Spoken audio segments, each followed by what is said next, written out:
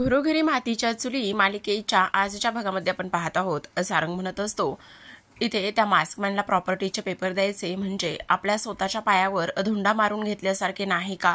मला तर खूप भीती वाटते. तेव्हा ऋषिकेश आणि जानकी सुद्धा तेच म्हणत असतात, मला तर खूप काळजी वाटते. आणि तेव्हा ऋषिकेश म्हणतो, पण ह्या सगळ्या गोष्टीमध्ये माझ्याकडे एक बेस्ट आयडिया आहे. काय आयडिया आहे असं विचारल्यावर आता सौमित्र सांगत असतो, आपण खरे पेपर मास्कमॅनला द्यायचेच नाही, आपण त्याला खोटे पेपर द्यायचे. म्हणजे माझ्याकडे बेस्ट आयडिया आहे बघा. मी प्रॉपर्टीचा पेपर खोटे बनवून आणतो आणि जो काही प्लॅन आहे तो प्लॅन इकडे ती लोक जानकी, ऋषिकेश आणि सारंगला सांगत असतात. तर ह्या चौघांचं बोलणं दुरूनच आजी ऐकत असतात. आजीला ऑलरेडीच ऐश्वर्याने फोन करून कामाला लावलेलं असतं आणि त्यामुळे त्याच पद्धतीने काम करत असतात. आता सौमित्र म्हणत असतो, मी जो प्लॅन सांगतोय ना त्याच पद्धतीने आपल्याला प्लॅन करायचा आहे. खोटे प्रॉपर्टीचे पेपर त्याला पोहोचवायचे आणि खरे प्रॉपर्टीचे पेपर आपल्याकडेच राहतील असं त्याने सांगितलेलं असतं. आणि तेव्हा हे आपल्या अंगाशी येणार नाही ना असं ती लोक म्हणत असतात. आता तेव्हाच जानकी म्हणते, पण हे खूप रिस्की आहे. तर त्याला कळलं की खोटे प्रॉपर्टीचे पेपर आहेत, मग काय करायचं? तेव्हा ही लोक म्हणतात, तुम्ही नका काळजी करू, त्यातली कुठलीच गोष्ट त्या मास्कमॅनला समजणार नाही. आता ह्यांचा प्लॅन तर रेडी झालेला असतो आणि हे सगळं ऐकलेलं लगेच आजी ऐश्वर्याला फोन करतात आणि फोन करून न्यूज सांगत असतात. त्या म्हणत असतात, ऐश्वर्या, तू सांगितल्याप्रमाणे एकूणा एक शब्द मी त्या लोकांचा ऐकलेला आहे, त्यांच्यावरती नजर ठेवून होते आणि आता ती लोक प्रॉपर्टीचे खोटे पेपर बनवणार आहेत. तू सांगितलं अगदी तसंच. तेव्हा ऐश्वर्या म्हणते, मी बरोबर ओळखते ना त्या लोकांना की त्यांची उडी कुठपर्यंत असेल म्हणून, त्यामुळे मला चांगलंच माहिती की ते कितीपर्यंत हातपाय हलवू शकतात म्हणून. तेव्हा आता लगेच इकडे आजी म्हणत असतात, हो ग बरोबरच आहे, पण आता काय करायचं ऐश्वर्या? तेव्हाच ऐश्वर्या सांगत असते, ती म्हणते, आता काही नाही, तुम्हाला ते खोटे आणि खरे प्रॉपर्टीच्या पेपरांची अदलाबदल करायची आहे. आणि तेव्हा इकडे आजी म्हणत असतात, पण मला हे सगळं जमणार आहे का? हो, तुम्हाला मी सांगते ना, जेव्हाच ते खोटे प्रॉपर्टीचे पेपर बनवून आणतील तेव्हा तुम्हाला ते खोटे प्रॉपर्टीच्या जागी इथे खरे प्रॉपर्टीचे पेपर ठेवायचे आहेत. तेव्हा मात्र आजी खूपच शॉकमध्ये जातात आणि हे बघा, पण अगं ऐश्वर्या, मला हे कसं जमेल? मला नाही जमणार, मी प्रयत्न करते.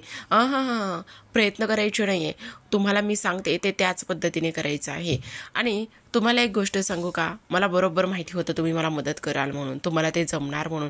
कसं काय सांग बरं? मला माहिती ना तुम्हाला इकडे जेलची हवा वगैरे खायला अजिबात जायचं नाही आहे म्हणून, आणि म्हणूनच तुम्ही हे सगळं काही आम्हाला मदत कराल वगैरे वगैरे असं सुद्धा आता इकडे ते बोलत असतात.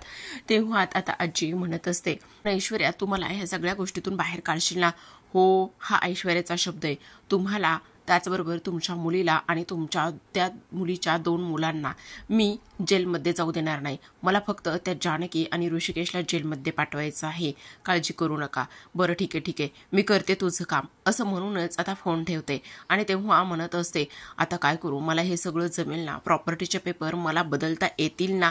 तर इकडे आता ऐश्वर्या म्हणत असते, आता तुम्ही कितीही आणि काहीही करा, खोटे प्रॉपर्टीचे पेपर जरी तुम्ही बनवले ना तर बघाच मी काय करते ते, असं सुद्धा आता इथे ऐश्वर्या बोलत असते. आणि आता खरी मजा इथून पुढेच येणार आहे.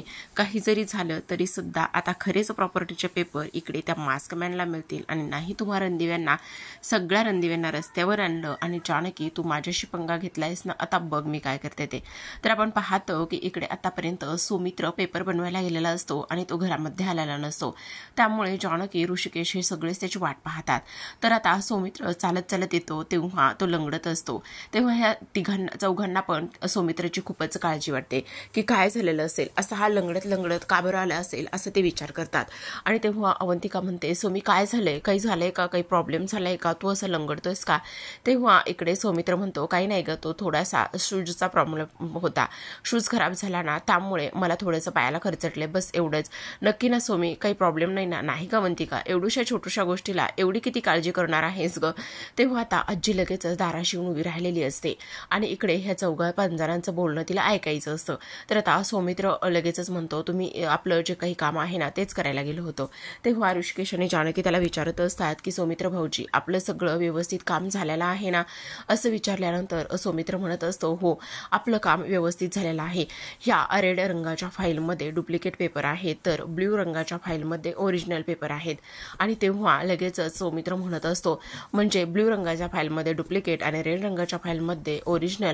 नाही नाही सुमित्रा तसं नाही. तेव्हा आता ऋषिकेश हसतो आणि म्हणत असतो तू काळजी करू नकोस, त्याला आपण ते गणित नंतर समजावून सांगू. असं म्हणून लगेचच आता ते पेपर जानकीच्या हातामध्ये दिले जातात आणि जानकीला असं सांगण्यात येतं की हे पेपर व्यवस्थित ठेव म्हणून. आता जानकी ते पेपर खोलीमध्ये ठेवायला जाते, पण इकडे सौमित्र म्हणत असतो दादा मला तुझ्याशी काहीतरी बोलायचं, ये ना बाहेर. असं म्हणून तिघेजण बाहेर येतात. आता तिघेजण बाहेर आल्यानंतर सौमित्र त्याच्या खिशामध्ये एक पिस्तूल असतं, तो ते पिस्तूल काढतो आणि या दोघांना दाखवत असतो. आणि ते पिस्तूल ह्या दोघांना दाखवल्यानंतर सारंग तर खूपच घाबरतो. तो म्हणत असतो अरे दादा तू वेडा आहेस का? अरे तू हे पिस्तूल कशासाठी आणलेलं आहेस आणि हे ओरिजिनल पिस्तूल आहे का? तेव्हाच इकडे आता तो म्हणत असतो हो हे ओरिजिनल पिस्तूल आहे आणि हे दादा मी तुझ्याकरिता आणलेलं आहे असं सुद्धा तो इथे बोलत असतो. माझ्याकरिता नाही दादा, हे बघ हे सेफ्टीसाठी आणलेलं आहे. अरे तू वेडा आहेस का? एक वकील असून तू असं अनलिगल कसं काय करू शकतोस, कसं काय वागू शकतोस? तेव्हाच तो म्हणतो हे बघ दादा मी इथे कोर्टामध्ये एक नाही तर अनेक केसेस रोज पाहतो आणि त्या केसेस पाहिल्यानंतर मला माहिती ना ऐनवेळी लोक कुठल्या पथराला जाऊ शकतात आणि काय करू शकतात हे मी जवळून पाहिलेलं आहे. त्यामुळे हे सेफ्टीसाठी तुझ्याकरिता मी आणलेलं आहे. पण अरे नाही मला ह्याची काही गरज नाहीये. तेव्हा सौमित्र म्हणतो नाही दादा हे ठेव तुझ्याकडे, ऐनवेळी काही गरज पडू शकते. ती ऐश्वर्या आणि मास्क मॅन कुठल्या खालच्या थराला जातील हे आपल्याला माहिती नाहीये ना. आता तेव्हा लगेचच इकडे जो ऋषिकेश आहे तो म्हणतो की तुला मोठ्या भावाला गमवायची भीती वाटते का, म्हणून तू हे सगळं काही करतोयस ना माझ्या काळजीपोटी. तेव्हा आता लगेचच इकडे सौमित्र म्हणत असतो दादा मला काळजी तर आहेच, पण त्याहूनही सगळ्यात महत्त्वाचं म्हणजे ते मास्क मॅन आणि ऐश्वर्या कुठल्या खालच्या थराला जातील हे आपल्याला माहिती नाहीये. त्यामुळेच ह्या सगळ्या गोष्टी आपल्याला करायच्या आहेत. तर आपण पाहतो की आता इकडे जानकी खोलीमध्ये जाते. आता रेड रंगाची फाईल तिने टेबलवर ठेवलेली असते तर ब्ल्यू रंगाची फाईल कपाटात ठेवते आणि निघून जाते. इकडे लगेच ऐश्वर्या आजीला फोन करत असते आणि म्हणत असते काही जरी झालं ना तरी सुद्धा आज हे जे काही काम आहे ना ते झालंच पाहिजे. पटकन वेळ वाया घालवायचा नाही आणि लगेचच इथे कामाला लागायचं आहे, समजलं तुम्हाला? असं सुद्धा आता इथे ती बोलत असते. तर आता लगेच आजी ऐश्वर्याचा फोन ठेवल्याबरोबर इकडे खोलीमध्ये येतात. आता खोलीमध्ये आल्यानंतर त्या दोन्ही सुद्धा फाईल शोधण्याचं काम करत असतात. जोपर्यंत त्यांना दोन्ही फाईल सापडत नाही तोपर्यंत त्या काही केल्या शांत बसत नाहीत आणि इथे त्यांना ब्ल्यू रंगाची फाईल तर सापडलेली असते. आता ब्ल्यू रंगाची फाईल सापडल्याबरोबर त्या ती बाहेर काढतात आणि रेड रंगाची फाईल तर ऑलरेडीच टेबलवरती असते. त्यामुळे रेड रंगाच्या फाईलमधले डुप्लिकेट पेपर जे आहेत ते ओरिजिनल रंगाच्या फाईलमध्ये ठेवतात आणि ओरिजिनल ब्ल्यू रंगाच्या फाईलमधले पेपर आहेत ओरिजिनल ते रेड रंगाच्या फाईलमध्ये ठेवतात आणि पुन्हा जागच्या जागी फाईल ठेवत असतात. आता रेड रंगाची फाईल तर त्यांनी जागेवर ठेवलेली असते, पण ब्ल्यू रंगाची फाईल अगदीच गडबडीत ठेवतात कारण बाहेरून ऋषिकेशचा आवाज आलेला असतो. तो म्हणत आलेला असतो जानकी जानकी तू कुठे आहेस म्हणून. आणि तेव्हाच जानकी म्हणते हो मी आहे ना इथेच.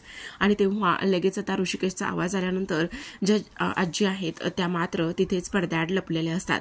तर आपण पाहतो की आता ऋषिकेशच्या हातामध्ये ते पिस्तूल असतं जे तो जानकीला दाखवतो. तेव्हा जानकी म्हणते अहो हे समजा काय आहे, हे तुम्ही पिस्तूल का आणि कशासाठी आणलेलं आहे? अगं मी नाही, ते सारंगने आणलेलं आहे. सारंग भाऊजींनी पण का कशासाठी? तेव्हाच इकडे आता तो म्हणत असतो अगं त्याचं काय झालेलं आहे ना की हे पिस्तूल देण्यामागचा त्याचा एक हेतू एक उद्देश आहे आणि तो म्हणजे की त्याने हे पिस्तूल इथे माझ्या सेफ्टीसाठी दिलेलं आहे. त्याला असं वाटतंय की मी माझी काळजी घ्यावी आणि माझी सेफ्टी इथे ह्या पिस्तूलने होऊ शकते. तेव्हा आता इकडे लगेचच जानकी म्हणत असते पण मला खरंच खूप काळजी वाटते ह्या सगळ्या गोष्टीची आणि हे पिस्तूल वगैरे काही प्रॉब्लेम तर होणार नाहीये ना ऋषिकेश, मी तुमच्यासोबत येते असं जानकी म्हणत असते. तेव्हा ऋषिकेश म्हणतो हे बघ जानकी प्लीज आत्ता एवढी काळजी करणं गरजेचं नाहीये आणि काय करायचं आहे फक्त प्रॉपर्टीचे पेपरच द्यायचे आहेत ना, मग नको तू काळजी करू आणि आपण कुठल्याही कामामध्ये आता कसरू केलेली नाहीये ना, तू नको काळजी करू. पण हे बघा तुम्ही अजिबात काळजी करू नका, व्यवस्थित इथे सगळ्या गोष्टींची काळजी घ्या ना प्लीज. आणि तेव्हा लगेचच आता इकडे आजी जानकी म्हणत असते बरं थांबा ठीक आहे मी तुम्हाला ते पेपर देते कारण तिकडे जाण्याची वेळ ही झालेलीच आहे ना. तर आता लगेचच जानकी ते पेपर्स काढून घेते आणि ते पेपर्स काढून घेतल्यानंतर आपण पाहतो की आता ते आजी म्हणत असतात आता खरी रंगत येणार आहे आणि लगेचच जानकीच्या खोलीतून त्या बाहेर पडतात. तर सुमित्रा तिथे आलेली असते आणि सुमित्रा तिथे आल्यानंतर आपण पाहतो की आता सुमित्रा म्हणत असते अगं आई तू इथे काय करतेस? मी मी काही नाही, मी ते ना जानकीकडे आले होते, मला सुंठ हवी होती, सुंठ. काय? लगेच खोकायला नाटक करत असते. अगं एरवी तर जानकीचा रागराग करते, ती तुला थोडी सुद्धा आवडत नाही, मग आत्ता बरी तिची मदत मागायला आलीस, तुझं तर ना बाई खरंच काही कळतच नाही. तेव्हा लगेचच आता ती म्हणत असते, अगं खोकला खोकला, हो हो चल, सुंठ पावडर देते, त्याबरोबर आलं देते, सगळं सगळं देते, काढा देते, चल. असं म्हणूनच आता सुमित्रा लगेचच आजीला सोबत घेऊन जाण्याचं काम करत असते. तर इकडे आता आजीच्या मनामध्ये पुन्हा विचार आलेला असतो, खरं तर आता ह्या लोकांकडे पिस्तूल आहे ही गोष्ट मला कळलेली आहे, मग ही गोष्ट लगेच ऐश्वर्याला सांगायला नको का? म्हणून ऐश्वर्याला लगेच आजी फोन करतात आणि त्या म्हणत असतात, ऐश्वर्या सांभाळ ग, स्वतःचा जीव सांभाळ बाई, सांभाळ सांभाळ, आणि तुझ्या जीवाला काहीच होता कामा नये बघ, स्वतःचा जीव तू सांभाळ, असं आजी म्हणत असतात. आणि तेव्हा ऐश्वर्या म्हणत असते, ओ आजी काय चाललेलं काय आहे नेमकं, तुम्ही कशाबद्दल आणि काय बोलत आहात ते कळणार आहे का मला नीट? तेव्हा आता आजी म्हणत असतात, अगं तुला सांगू का, सौमित्रने ना इकडे ऋषिकेशला पिस्तूल आणून दिलेला आहे, आणि ते पिस्तूल कशासाठी आहे तर ते सेफ्टीसाठी आहे, की त्याला काही होऊ नये म्हणून, आणि त्याकरिताच त्याने ते पिस्तूल आणून दिलेलं आहे, असं इकडे आजी सांगत असतात. तेव्हाच आपण पाहतो की इकडे ऐश्वर्या म्हणत असते, अच्छा पण तुम्ही प्रॉपर्टीचे पेपर बदलण्याचं काम जे आहे ते व्यवस्थित चोख केलेलं आहे ना? तेव्हा लगेच आजी म्हणतात, हो ते काम तर मी व्यवस्थित केलेलं आहे, पण ह्या पिस्तुलाचा काय गोंधळ आहे, सांभाळ तुझा जीव सांभाळ. ओ आजी शांत बसावं, मला काही होणार नाही, नका काळजी करू, चला तुमचं काम केले ना तर ठेवा मग फोन. असं म्हणूनच आता ऐश्वर्या रागातच आजींना फोन ठेवायला सांगत असते. आता आजीनं काम केलेलं तर सगळं उडतच लावलेलं आहे. तर आता इकडे ऐश्वर्या म्हणते, अच्छा आता पिस्तूल, आता बघा मी काय करते. तर आता इकडे सगळे रणदिवे बाहेर पडलेले असतात. तेव्हा इकडे सौमित्र आणि तेव्हा सारंग त्याचबरोबर ऋषी हे तिघेजण निघालेले असतात. पण जानकीचा जीव मात्र राहत नाही. ती म्हणत असते, नाही मला तर खूप काळजी वाटते, मला असं वाटतंय की मी सुद्धा तुमच्याबरोबर यावं म्हणून. तेव्हाच ऋषिकेश म्हणतो, जानकी ह्या सगळ्या गोष्टी करण्याची काही गरज आहे का, त्यासाठी नको. पण इकडे जानकी म्हणत असते, नाही मला यायचंय तुमच्याबरोबर, येऊ दे ना प्लीज. आणि तेव्हा अवंतिका सुद्धा तिथेच असते. अवंतिका कुठे, अवंतिका कुठे असं म्हणून अवंतिका म्हणत असते, हे मी आलेलीच आहे. तर आता अवंतिका आणि हे सगळेजण एकत्र असतात आणि सगळ्यांनी ठरवलेलं असतं की बरं ठीक आहे आपण सगळेजणच जाऊयात. तर आपण पाहतो की पिस्तुलाची गोष्ट जी आहे ती लगेचच मास्कमॅन पर्यंत पोहोचवण्याचं काम आपली ऐश्वर्या करते. ती म्हणत असते, आता ऋषिकेश पिस्तूल घेऊन येणार आहे, त्यामुळे तुम्हाला काळजी घ्यावी लागेल. तेव्हा मास्कमॅन म्हणतो, माझ्या जीवाची काळजी तुला करण्याची काही गरज नाही, ते मी करण्यासाठी स्वतः समर्थ आहे, तू तुझं बघ फक्त. आता ह्या गोष्टी बोलल्यानंतर ऐश्वर्या लगेचच मास्कमॅनला म्हणते, पण माझ्याकडे एक भन्नाट प्लॅन आहे, तो जरी पिस्तूल घेऊन आला ना तर तो स्वतःच्या माणसावरती गोळी अजिबात नाही झाडणार. असं म्हटल्यानंतर आता मात्र त्यांना खूपच मोठा धक्का बसतो. तर इकडे सौमित्र म्हणत असतो, बरं दादा ठीक आहे, बेस्ट ऑफ लक, मी पुढे जातो आणि तो त्यानंतर पाठीमागून ये. असं म्हणून आता सौमित्र जो आहे तो पुढे निघालेला असतो आणि तेव्हा हे सगळेजण निघालेले असतात. तर इकडे आता मास्कमॅन म्हणत असतो की नेमका काय करायचं आहे काय नाही. तेव्हाच ऐश्वर्या त्याला जो प्लॅन करायचा आहे तो ती व्यवस्थित समजावून सांगत असते. तर त्यांनी इथे म्यूटमध्ये दाखवलेला आहे बघा.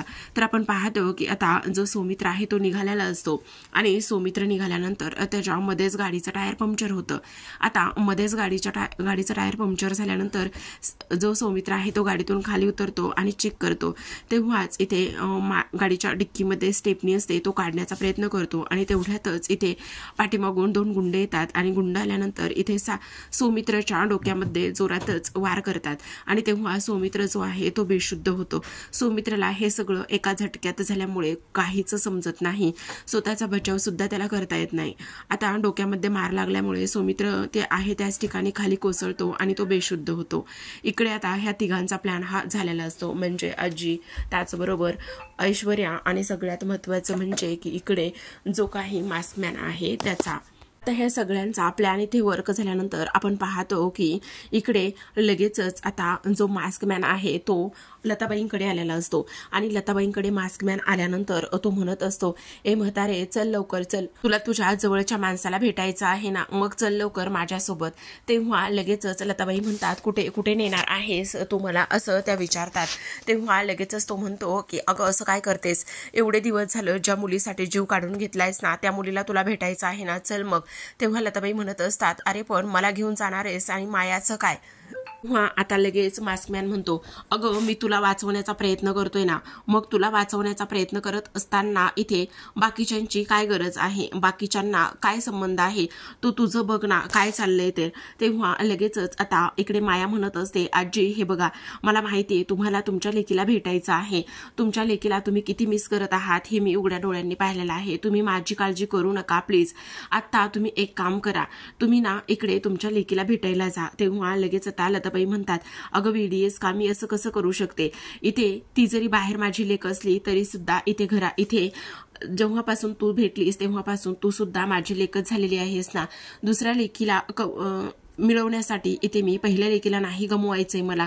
तेव्हा आता इकडे तुमचा हा ड्रामा बंद करा आणि ए म्हातारे चल ना लवकर, हे बघा तुम्ही जा, अजिबात माझी काळजी करू नका असं माया म्हणत असते. तेव्हाच आपण पाहतो की इकडे लताबाईंना मास्क मॅन घेऊन जात असतो. तर आता माया एकटीच त्या ठिकाणी राहिलेली असते. तर आता जेव्हाच लताबाई तिथून निघून जात असताना त्या म्हणत असतात, अगं माया माया हे समज काय चाललेलं आहे ग. तर आता इकडे वळूयात आपल्या दुसऱ्या बाजूला. इकडे दुसऱ्या बाजूला वळल्यानंतर जानकी आणि म्हणत असते, नाही आम्ही सुद्धा तुमच्याबरोबर लवकरच निघणार आहोत, आम्ही सगळेजण तुमच्याबरोबर येतो.